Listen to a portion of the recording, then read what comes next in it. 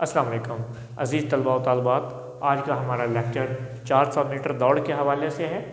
400 metre دوڑ اس کے نام سے ظاہر ہے کہ اس کا ڈسٹنس 400 میٹر ہوتا ہے اور ایکچول یہ 440 گز کی تبدیل شدہ شکل ہے۔ اگر بات کریں اس کی تاریخ کی، اس کو اولمپکس گیمز میں شامل کیا گیا 1912 میں اولمپک گیمز میں اس کو شامل کیا گیا۔ اور یہ جو دوڑ ہے، جیسا کہ آپ کو پہلے ہی معلوم ہے کہ یہ ایک ٹریک کے اوپر دوڑی جاتی ہے اور ٹریک کی جو شیپ ہے وہ بیضوی ہوتی ہے اور ایک معیاری ٹریک جو کوئی بہت ہی امپورٹنٹ فائنل ایگزامز کے پوائنٹ آف ویو سے امپورٹنٹ کویشچن ہے۔ معیاری ٹریک سے کیا مراد ہے؟ معیاری ٹریک ایسے ٹریک کو کہتے ہیں جس کی گلیوں کی تعداد 6 یا 8 ہو سکتی ہے۔ ان دونوں کے اندر کوئی مسئلہ نہیں ہے۔ بعض ٹریک کی 6 گلیاں بھی ہو سکتی ہیں اور بعض کی 8 گلیاں ہو سکتی ہیں، 6 سے کم اور 8 سے زیادہ نہیں ہوگی۔ اور گلیوں کی چوڑائی 1.22 میٹر، یعنی کہ ہر گلی، یہ میں نے ٹریک بنایا ہے، ہر گلی کی جو چوڑائی ہے وہ 1.22 میٹر ہوگی۔ اب میں نے یہاں پر جو ٹریک بنایا ہے اس کی میں نے 6 گلیاں بنائی ہیں، 1 2 3 4 5 اور 6۔ اب یہ جو میں نے 6 گلیاں بنائی ہیں، ہر گلی کی جو چوڑائی ہے وہ 1.22 میٹر ہے۔ اب اس کے اندر ایک چیز یہ ہوتی ہے کہ جیسا کہ آپ نے کبھی گیمز کے اندر دیکھا ہوگا، پلیئرز جب گیم کا آغاز کرتے ہیں تو وہ ڈسٹنس پہ کھڑے ہوتے ہیں، یعنی کہ پلیئر نمبر 1 اس جگہ پہ کھڑا ہے تو پلیئر 2 یہاں پہ ہوگا، پلیئر 3 4 5 اور آن ورڈ 6 اگر 7 8 ہے تو وہ اسی طرح پیچھے پیچھے ہوں گے۔ اور ان کی یہ جو گرین کلر کے ساتھ میں نے یہ لائن شو کی ہے، یہ ہماری فنش لائن ہوگی۔ ہماری فنش لائن جو ہے وہ سیم ہوگی، اور اس طرح ہماری یہ جو گلیوں کی تعداد ہے وہ چونکہ ہماری 8 ہے اور ہمارے پلیئرز کا یہ جو ڈسٹنس ہے وہ پلیئر نے اس طرف کو دوڑ رہے ہیں۔ اب ہماری یہ والی جو گلی ہے، گلی نمبر 6 جو ہے، اس کا پلیئر جو ہے چونکہ بہت زیادہ باہر ہے، وہ پلیئر نمبر 1 یعنی کہ لائن نمبر 1 کے پلیئر کی نسبت بہت زیادہ آگے کھڑا ہوا ہے، اور ہماری فنش لائن بھی سیم ہے۔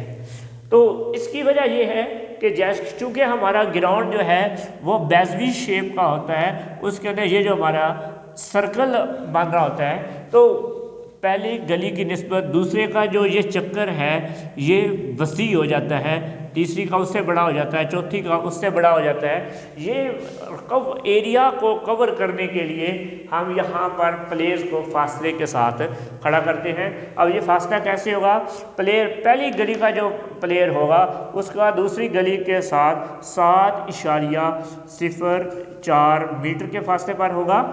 اب پہلا پلیئر آپ کا یہاں پہ کھڑا ہوا ہے، پہلی گلی اور دوسری گلی کے جو پلیئر کا ڈسٹنس ہے وہ 7.04 میٹر ہوگا، اور اس کے بعد دوسری گلی کا پلیئر اور تیسری گلی کا پلیئر کے درمیان یہ والا فاصلہ جو ہے 7.67 میٹر، اور آن ورڈ 8ویں چوتھی گلی کے پلیئر کا تیسری گلی سے، 5ویں کا چوتھی سے، 6ٹھی کا 5ویں سے 7.67 میٹر، اس طرح ڈسٹنس جو ہے وہ انکریز ہوتا جائے گا، جو کہ ہمارے اس کرو کی وجہ سے کور ہو جاتا ہے۔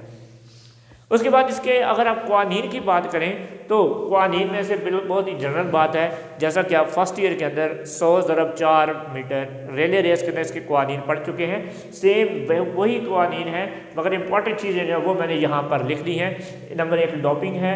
ڈوپنگ طاقت آور ادویات کا استعمال کو ڈوپنگ کہتے ہیں۔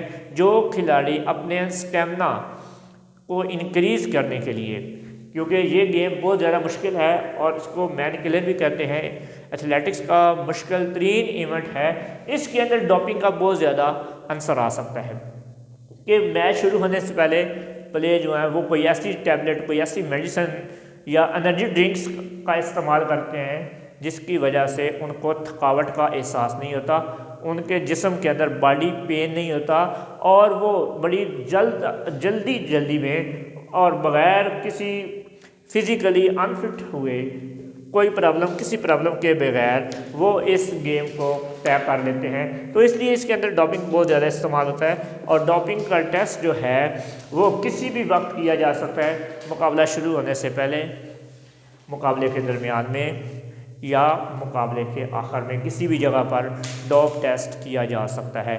ڈوپ ٹیسٹ اب کریں گے کیسے؟ ڈوپ ٹیسٹ کے اندر پلیئر کے 4-5 چیزوں کے سیمپل لے لیے جاتے ہیں. نمبر 1 یورین سیمپل, تھوک کا سیمپل, پسینے کا سیمپل, باڈی کے کسی بھی حصے سے بالوں کا سیمپل, چاہے وہ سر پر ہوں, چیسٹ سے ہوں, تو ان کے یہ سیمپل لے کر ان کو باقاعدہ لیبارٹری کے اندر ٹیسٹ کیا جاتا ہے. اگر کسی بھی پلیئر کا ڈوپ ٹیسٹ جو ہے اگر تو وہ پازیٹیو آ جاتا ہے تو اس کو نہ صرف مقابلے سے خارج کر دیا جاتا ہے, اگر اس نے کوئی انعام جیتا ہو, پہلی, دوسری یا تیسری پوزیشن ہو, تو اس سے وہ انعام اور اس کی انعامی رقم جو ہے وہ واپس فیڈریشن کو لے کر دے دی جاتی ہے. اب آتے ہیں دوسری طرف کہ اس کو مین کلر کیوں کہتے ہیں. اس کو مین کلر کہنے کی وجہ یہ ہے کہ جب کھلاڑی جو ہے وہ زور لگاتا ہے اس کے مسلز کے اندر لیکٹک ایسڈ پیدا ہونا شروع ہو جاتا ہے, کیونکہ اب بہت زیادہ وہ زور لگانے کی وجہ سے اس کا سانس پھول ہوتا ہے, آکسیجن کی کمی ہوتی ہے, اور اس کے مسلز کے اندر لیکٹک ایسڈ جمع ہونا شروع ہو جاتا ہے, جس کی وجہ سے اس کا سانس لینا محال ہو جاتا ہے. اس لیے اس کو مین کلر کہتے ہیں. اور یہ تھا ہمارا آج کا لیکچر جو کہ 400 میٹر دوڑ کا.